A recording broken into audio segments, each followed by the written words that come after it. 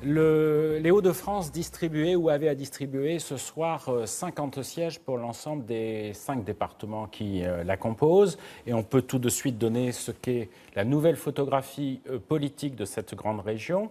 Dans cette grande région, France Insoumise et le Parti communiste obtiennent 5 sièges, le PS et les Divers gauches 2 sièges, les candidats de La République En Marche et du MoDem 23 sièges, les candidats de l'UDI et du Parti Les Républicains 15 sièges et les candidats du Front National 5 sièges. Ce que nous pouvons dire immédiatement, c'est que par rapport aux résultats du premier tour, le second tour est venu les corriger ou les amender en quelque sorte. Ce qui est assez spectaculaire, mais je vous expliquerai ça un peu plus tard dans la soirée si nous avons le temps, c'est que dans les duels REM, LR progresse très fortement et en général en tête, dépasse la barre des 50%.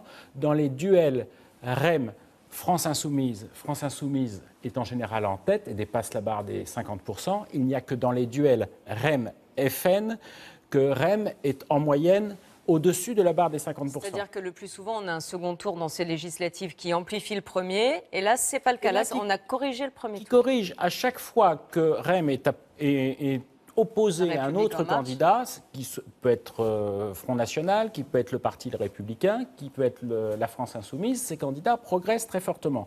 Pour vous donner un ordre de grandeur, on avait dans cette grande région 14 duels qui opposaient La République En Marche face au Parti Les Républicains ou à l'UDI.